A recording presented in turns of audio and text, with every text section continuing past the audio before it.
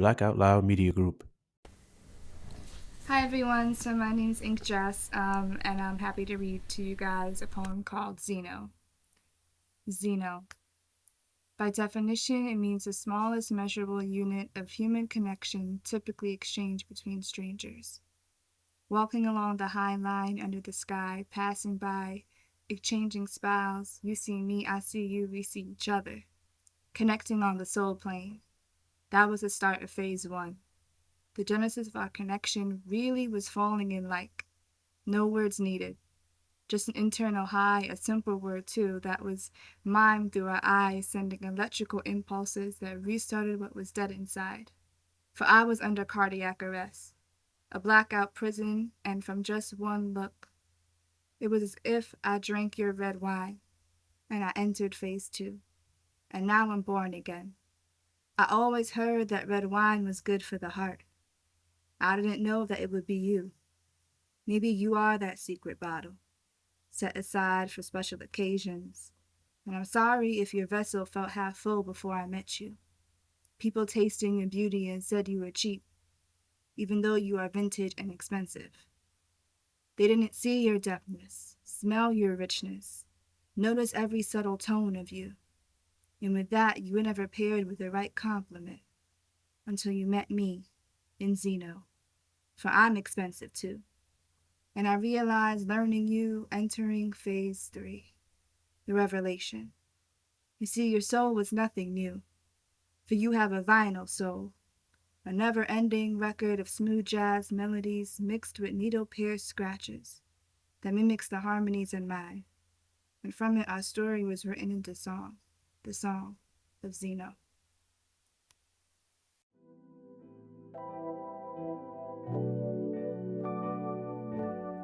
Welcome back to another episode of the Brown Sugar Cafe podcast, the place where poetry meets conversation. I'm your host, Terrence P. Elmore, and before we get into today's topic, make sure you hit that plus sign so you don't miss an episode. Also, please subscribe to my blog, thebrownsugarcafe.blog, and if you find any value in this episode or any other episodes, make sure you leave a heartfelt review. So with that being said, let's get to it.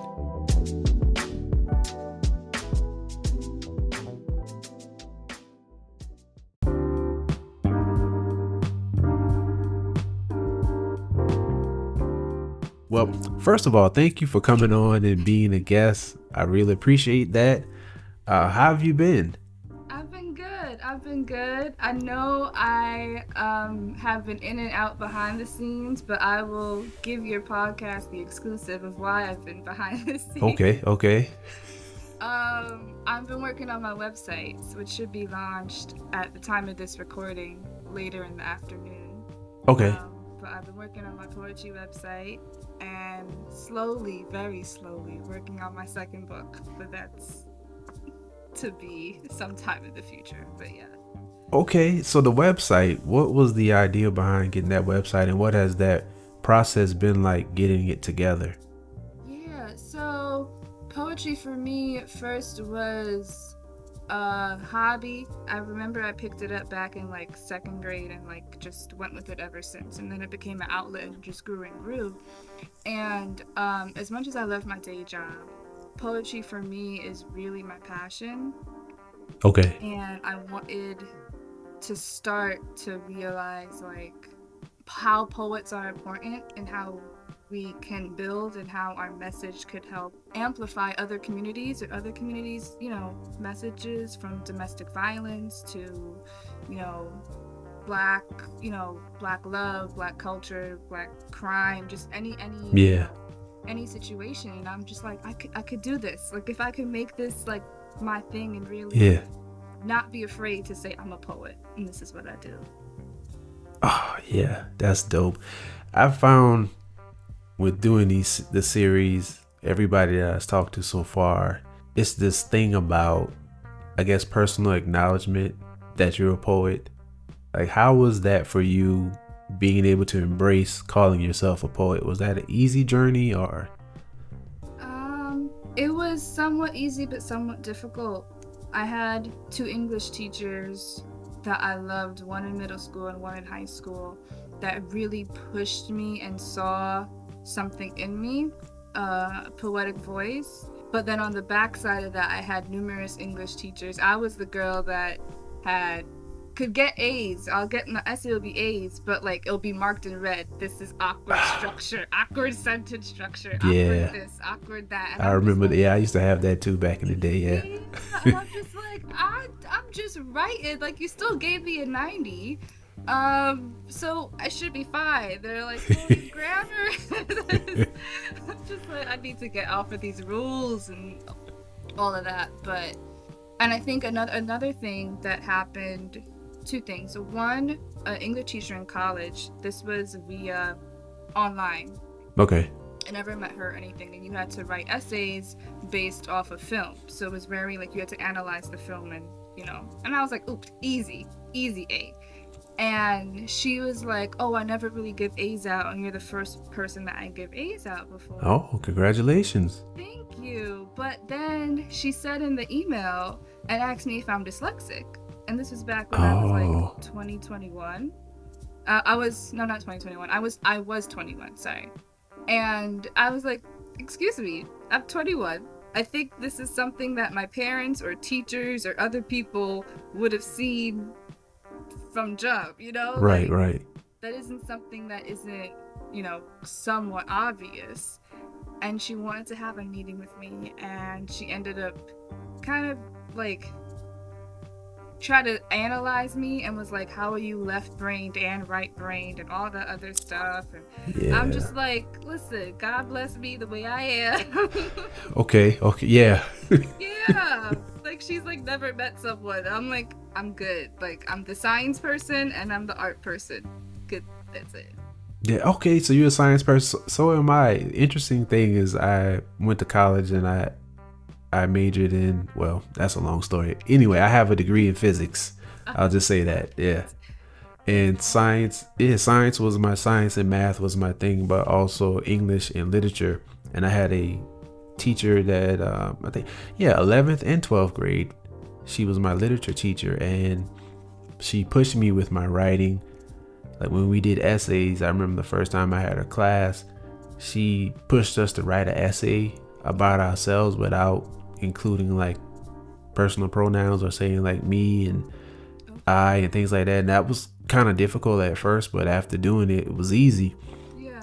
And I'll never forget when I got her in 12th grade, because she moved up. Our first day of class, we had to do an essay, and I did my essay. I thought it was okay, but she drew like a red line through it, and she was like, Terrence, you know better. Come on. And she's like, this is everybody else first time having my class, but you know better.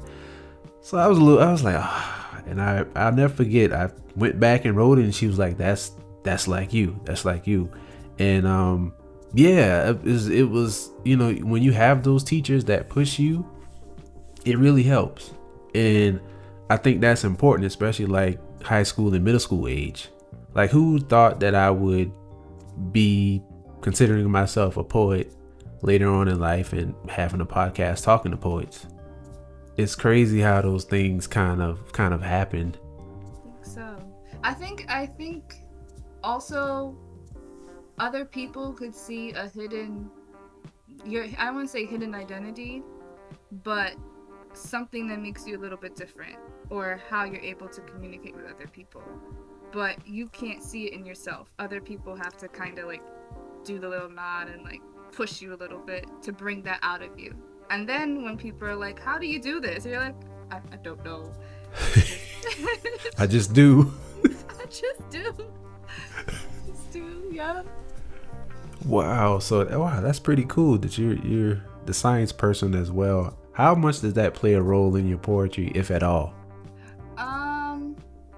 I would say a little bit. It depends on if I have a piece in mind, or if I have like where I want to go with it. I may involve like some of the science like stuff inside of it.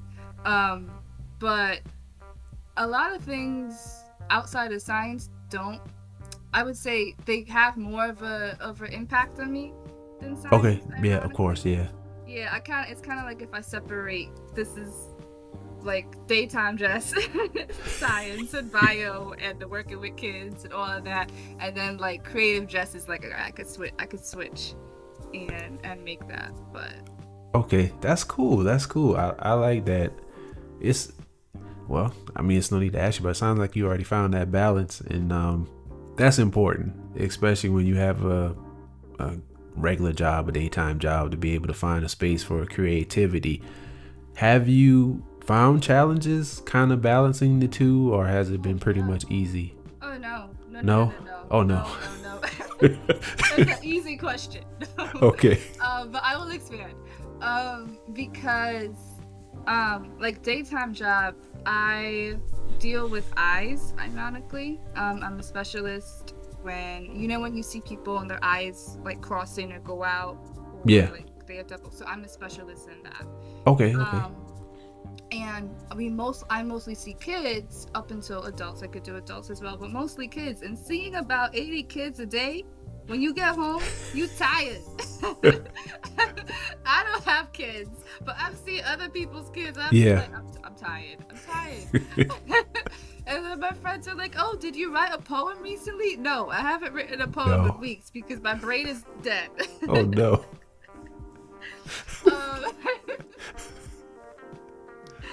But what I would have to say, recently I've celebrated a birthday.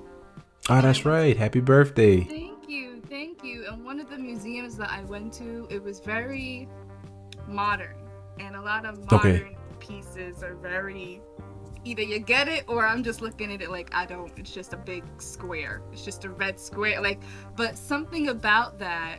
I was with my friend who really doesn't like that, but something about that, I have to tap into my creative side and really think outside the box. Yeah. And I would just stand there and she's like, "You okay?" And I'm just like, I'm just trying to absorb what my brain is thinking of this red box. That it just, that's all it is. And I'm like, people getting paid for it. Okay, scratch that. Had to go. And then she was like, okay, what do you think about the piece? Like, she was open enough to hear my thing. So I was like, okay. And the exhibit was basically, you walk into this really pitch black dark room, and then all of a sudden you see this little crack in the ceiling or whatever, the roof of the exhibit, and it shines a light, and the light is literally a red rectangle box, and that's it. That's the exhibit. Okay. That's it. Right. Exactly. We both said that. Okay. And there were two more exhibits like that. One ended up being a bluish purple box.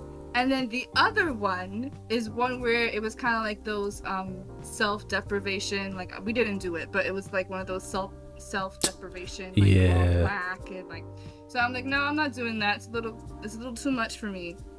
But she was like, well, what do you think of it? And I stood there and I'm just like, you know what?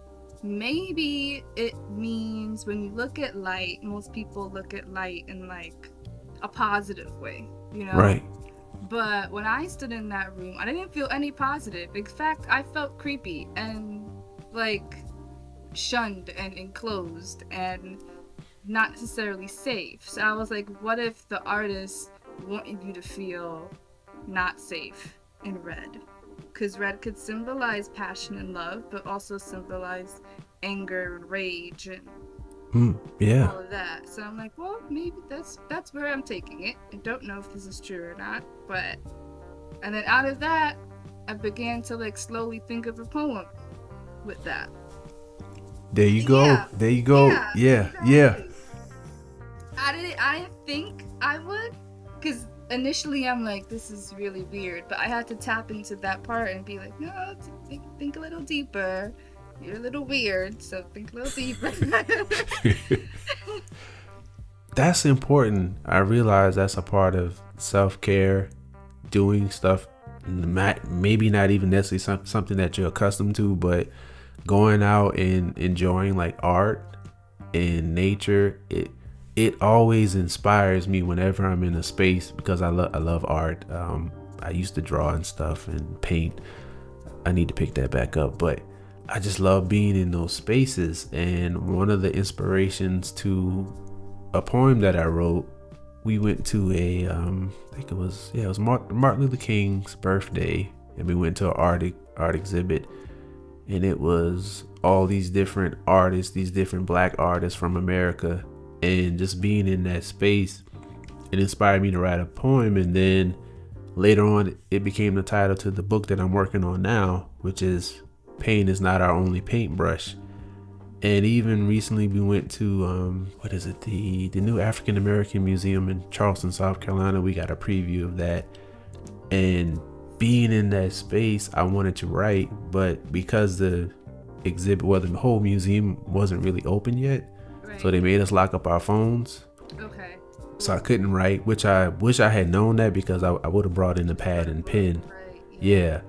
But I was in there, I was like, man, this is just being in that space. It helps just unlock. So maybe, I don't know, when you get from work dealing with the kids, maybe find something that you can kind of tap into to just write. Yeah. Or maybe just go to the museum. That too, yeah. It's just sit there. Yeah.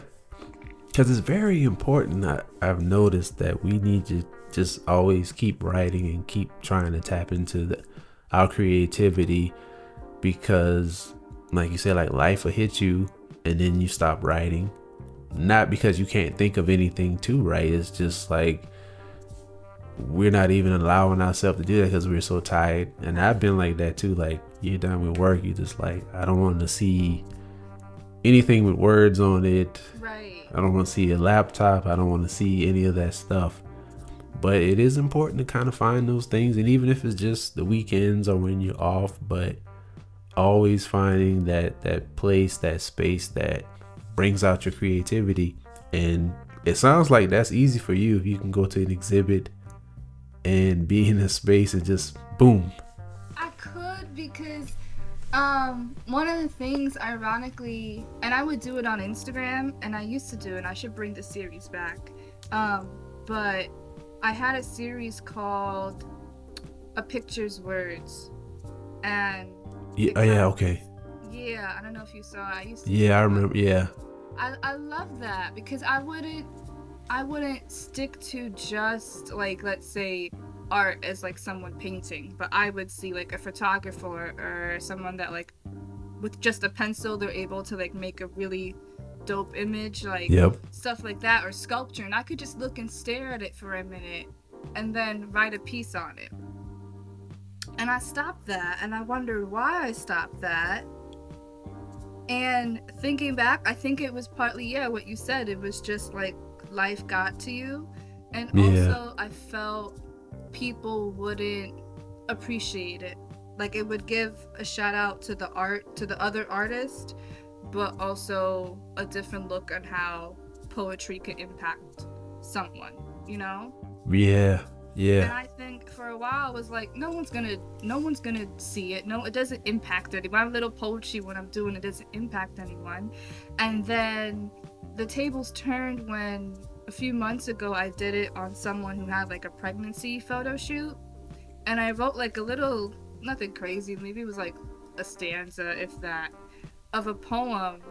And long story short, the dad to be and the model of that picture reached out and was like, oh my gosh, I really love it. It really encapsulates like her feeling of her new bundle of joy that she was about to get. And I just sat and I'm just like, I read that comment and I was like, this is why you do it. This is why poets do it. It's not for us. I mean, we have those pieces that are for, you know, you wrote this when you were 10, or like that heartbreak years ago when you go back to it. But like, those are for us. But when you're writing in general, or turning your poetry into like a business, or understanding like our words matter, our voice does matter, it pushes you. And I think we sometimes have to fall back on that, or remember that when you're down and when you can't do it, it's like, I'm doing this for Mary or Joe.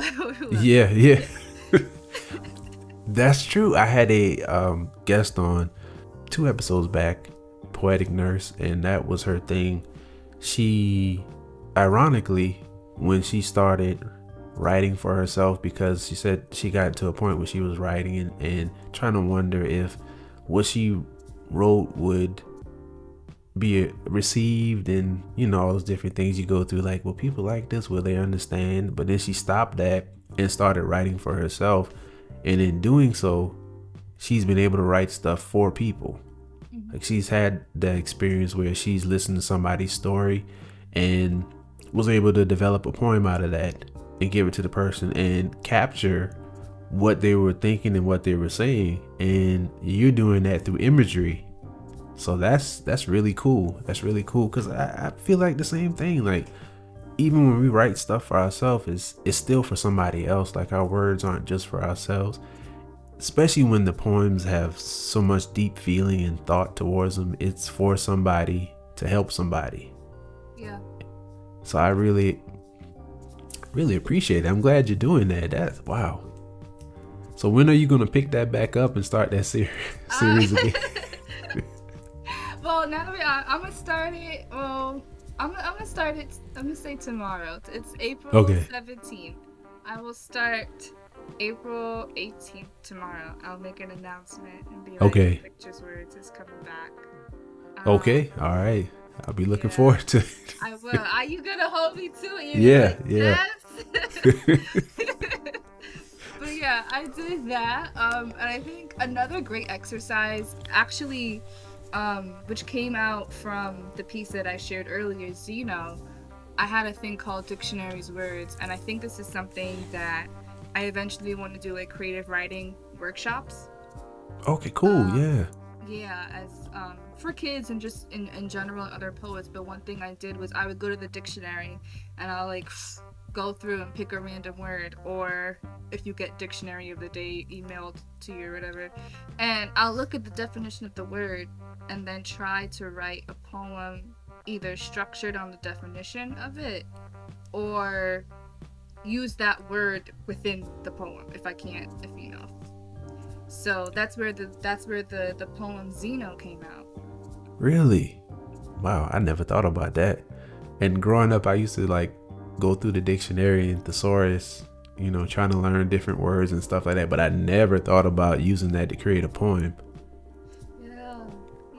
How did you come up with that? What was the inspiration behind that? One day I think I'm still emailed to it, but one day I clicked on a random email and it was like dictionary of the day or something like to that effect. Okay. And one of the words is Zeno, and it was Xeno. And I'll say it again, but that means the smallest measurable unit of human connection, typically exchanged between strangers. And I'm from New York, born and raised. I moved, but I'm from New York City, and that never New Yorker through and through. But anyone can relate to it. When you're walking past walking down the street and you look at someone, if it's a guy or girl, and you like have a moment with each other, a brief moment, and then you just both go separate directions. You go about your day or whatever, but you never stop and think like, what if I actually like said hi to the stranger across the street, or that but it's a brief moment of human connection. For that 1 second, for that 5 seconds, you looked at each other and you had a moment in the universe. And then so that's where it came from. And I'm like, well, what if a love came from that?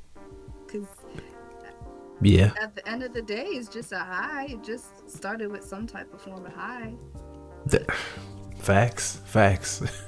And that's something I noticed they encompass in a couple of like rom-coms.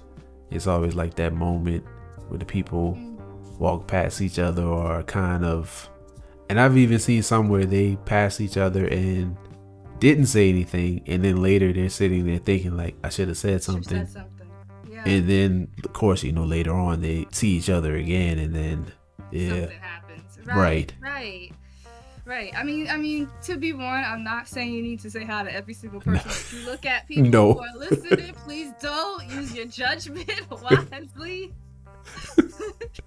We are in 2023. We are just be wise. Right. But Yeah, I think sometimes you don't know what connection you may have with someone, and I'm not even talking like romantic, but even just Right. like a friendship type of thing. Or you may need that someone for that short time period because that person is the person to push you to your next level. But if you never met them, they never would have been able to do that. They wouldn't be able to do their assignment. Because sometimes people think that their connection with somebody has to be romantic just because they're the opposite sex or whatever, or they think something there has to be romantic. But a lot of times, we, like you said, we meet people to help us get to our next, or we meet people to help them get to their next. Oh yeah, it doesn't have to end bad either. It could just naturally fizzle out. It doesn't have to be like something traumatic, happened in the Right. relationship. It just y'all both completed each other. Y'all did your assignment, and then Right. that was it. True. Yeah, that's true. Have you ever dealt with writer's block? Yeah, I just made a post about that. And when that happens, how do you get out of it? Is that something that happens often? I would say, if I would say it happens often, not necessarily, but it happens when I'm highly stressed. I would put it that way. Got So it. if I'm going through a lot of stress, it's almost like my mind, in the opposite way, can't think of anything to write because it's too much is going on. I know some people, they use that as their way to, like, I write my poems when I'm stressed because it gives me that emotion, Right. But I know I'm not stressed because of the poem. I'm stressed because of life. But how Facts. I'm not Yeah. I'm not stressed because I can't write. But the way that I get out of it for a time, I feel it. So even if I know I want to write and I can't physically write, I would be okay. Don't write. Don't force it, because you may end up not liking what you're writing and then having to redo and all of that. So like for a day or two, I may feel it and be like, I'm not in the mood to write today. I'm not in the mood to write. However, I may be in the mood for watching a comedy show or watching a movie or watching one of my favorite movies over again, and music is really impactful, and I Yeah. would sit in those moments. Music really is impactful for me, and sermons too. I listen and read sermons or the Bible or whatever, and I just take all of that in, because when Yeah. I'm not focused on the writing part and I just focused on the art in whatever form it's in, I'm able to be like, oh, I like that line. Music is really impactful for me, every type of genre, and I would embrace it and sit in it and feel it. And it's out of that where I get out of it, because then I'm able to pick up a line or a bass in the song is like really hitting, and I'm just like, Yeah. and I'm just like, okay, I can get it. I can get Right. it. I can get it. Like for me, like, I don't know, something weirdly, there's a song, Dior by Pop Smoke, where all of it doesn't Yeah. hit. But then when he goes there, and I'm just Yeah. like, yeah, every time, I can write now. I could write, but yeah, I think it's important to not be upset with yourself when you have writer's block. Yeah, that's just important. I think it's okay. And I think sometimes your body may be telling you internally, like, I need to stop everything. Like, I need to, whatever is going on in the little head of yours or how your brain is wired, it may need to be like, I need shutdown time. I need stimulation shutdown time. And then I'm able to write again. I've never heard anybody describe it like that before, but that makes a lot of sense. And then from what you said earlier, it's like you're a person that can draw inspiration from anything. So if you're having writer's block, then it to me, yeah, you must be stressed, because you've had so many examples in this conversation about where inspiration comes from, how you pull inspiration, even being intentional about finding inspiration. So yeah, if anybody listening, they have any writer's block, just do what she said. It'll help. Yeah. Don't be afraid. It's almost like if you're sad, it's almost as if you're sad and you're about whatever, and you go to someone for advice, and they tell you, "Oh, get over it. Don't be sad." Yeah. And it's like, no, for a minute, this person is sad. They need to feel the sadness. They need to go through it. And then when you're out, you're out. Or slowly pick up stuff that you do to get yourself out of it. But if you don't learn how to deal with that emotion, then it's going to be buried in you, and then it may turn into other types of emotion that is harmful to not only yourself but to other people. Yeah, because I think we're so prone to just ignoring stuff, especially when it comes to like emotions like being sad or anger, because we think that that'll fix it. But to your point, like you said, it can come up as something later on harmful to yourself and to other people. And I hate when people say, when they're talking about how they feel, and they say they're not going to claim it, and they're not going to claim it over their life. But if you have a headache, you saying you have a headache is not claiming it over your life. It's saying, this is where I am. And now that you've acknowledged that you have a headache, you can figure out how to remedy that headache, whether it be taking some medicine, or if you haven't had anything to eat, eating something. But you won't know how to address it if you're just brushing it under the rug.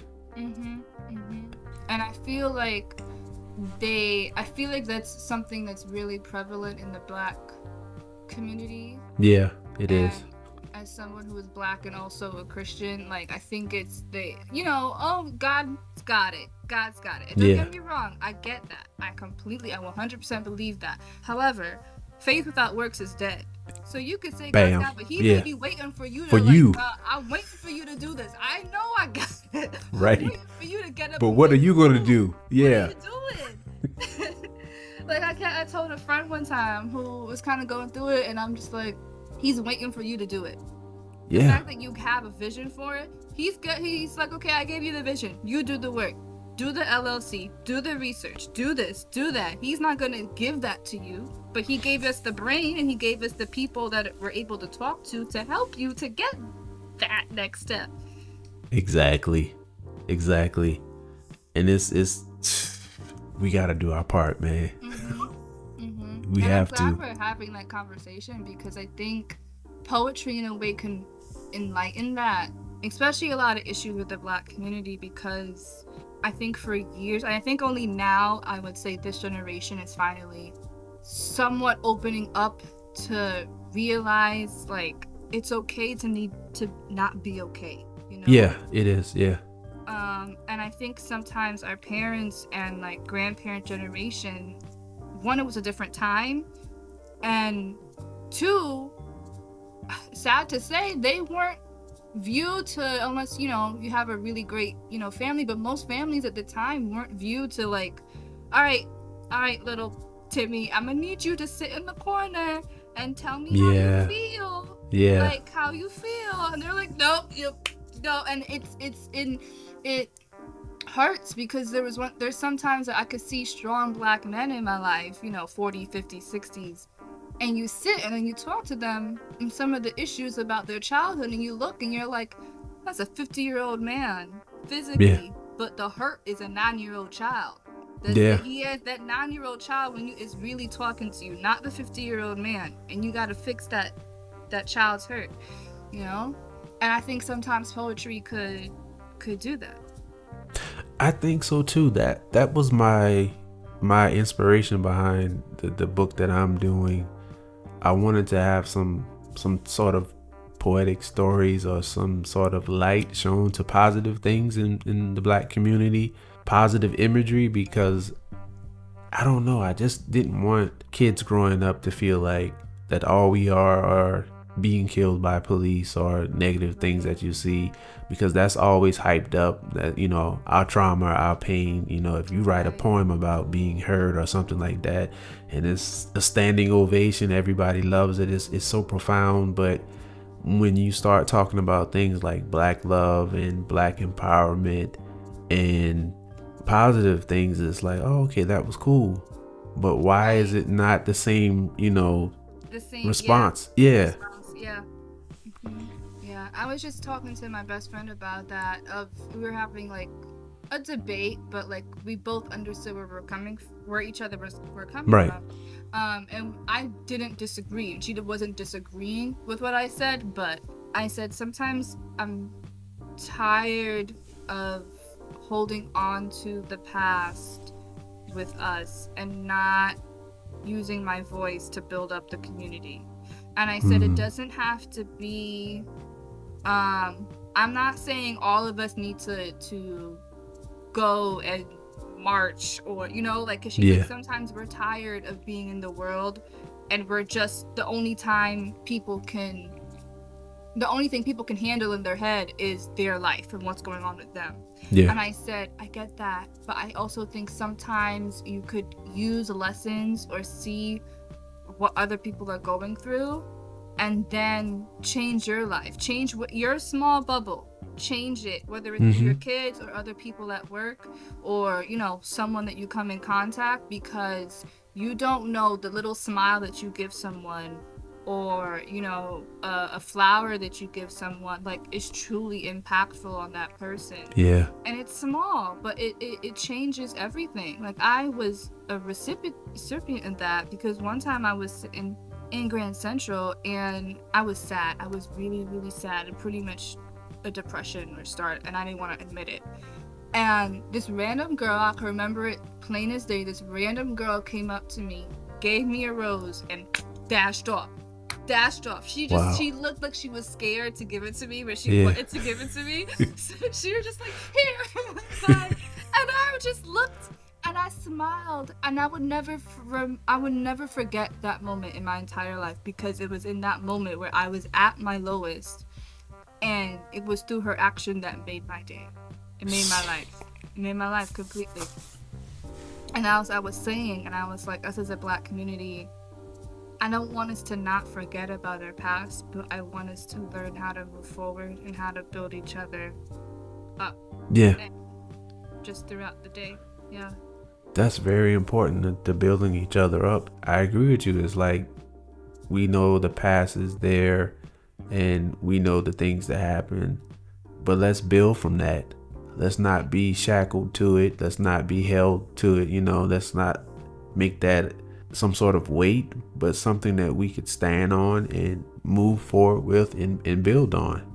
Yeah, because we have a lot of beautiful stories. A lot of beautiful stories to be told. I think that's where writing, where our art as poets and everything come into light, because we could listen to someone's story just like Poetic Nurse, and then they may be afraid to say their story, but we may have the words, or not afraid to be like, I listened to Sandra D. Okay, clearly mine, but I listened to Sandra D. And Miss Barbara, and they were in the porch and they were selling their story. So let me share it for you. Okay, so your first book is Laced in Love. Yeah. What was the inspiration behind that, and how was that writing process for you? That writing process, it was somewhat easy, but that book had, it's my debut book, but it's bigger than Jesse's thing. And I actually went through hell with that book with the publisher, but we're not gonna go there. But the inspiration in that book, I realized that we were all searching for a void. We all had a void, and I'm meaning just humans in general. Yeah. But that void that we're searching for, at the time, it was like, could summarize into four different types of feelings: love of self, love of a partner, love of life, and love of spirit. And my take is the Holy Spirit, but I don't want to, put my own views on everyone. But we're all spirit, so I put love of spirit. And I think that void that we have, either we don't have a love for ourselves, or we're missing a partner, or we've never had a partner, or we want a partner again, or we're not finding, the love of life, and we're going through substances or alcohol, to fill that void. And at the end of the day, the void is filled by love. It is filled by love. So if you're in taking a whole bunch of stuff and you're just like, oh, I'm just doing it to numb myself, like it's okay, and it's just like, no, scratch that. Yeah. Eliminate that. And that's the hardest part, when people start to eliminate that, because it allows them, and it makes you dig to the root of why that hurt is there. Yeah, I like the poem you have on the back. If you see these books and they have these long blurbs on the back, but yours is so perfect. I don't want to misquote it, but hold on. I have it. It is. I don't want to misquote myself. Love is the addiction that binds us together, that keeps us alive, and yet we are always searching for it. Yeah, that sums it up perfectly. Yeah. So your next book, do you have a title for it yet? Yeah, so my next book is going to be Hearts Full of Wine. I am thinking of different ways of how I want to section that. Okay. But I was sitting in my chair drinking a glass of wine. And I was going through, and I just sat and just pondered on the emotions of how wine could, make you feel, or how it could affect different people. And it could put you in that sultry type of mood. So because I have those types of love, but it could also make you feel reminiscent or missing a certain type of, different types of love, or you could be angry, and in that way I'll be, not angry at myself, but you could be sipping on a glass of wine and angry about, a kid getting shot, different ways that you could come across. And yeah, the heart, because at the end of the day, that's what fills us up in life. That's what keeps us going. Yeah, that's the first thing that they try to resurrect, is when you use CPR, is trying to get your heart jumping again. Yeah. Not your brain. They can't do if your brain's dead. You're right, but oh no, we gotta get his heart. We gotta get his heart right. And then I never thought about it. You're right. I tell you, you can draw inspiration from anything. It just seems like you just. And that's cool. Okay, so and I know you said it'll be out whenever. So, and that's cool.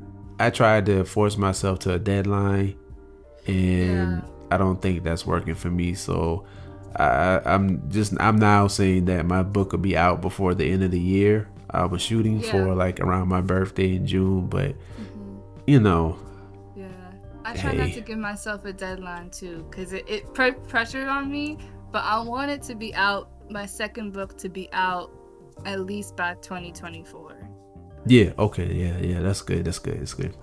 So before I let you get out of here, let the people know how to reach you, how to contact you, how to support anything that you're doing.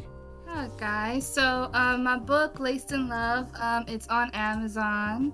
So yeah, if you go Laced in Love, and my name is my government name, so it's Jesselyne Abel, Jesselyne Abel. It's if you're looking at it, it's a gray cover with geometric heart in the middle and hands. But yeah, you could follow me on Instagram, TikTok at Ink Jess Poetry, Twitter Ink Jess Poetry. I have my website inkjesspoetry.com launching later tonight. And yeah, you guys can support, and links in the bio. So if you follow me on Instagram, click the link, everything will be there. Okay, and I'll make sure I put it in the show description so everybody can just click on there and connect with you. Thank you so much for joining me, and to my audience, remember, keep pushing forward.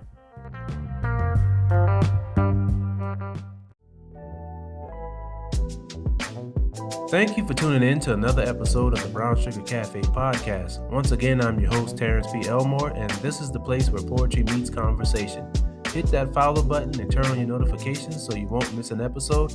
Check out my blog, thebrownsugarcafe.blog. Also connect with me on Instagram at thebrownsugarcafe. Hope you enjoyed this episode, and as always, remember, keep pushing forward.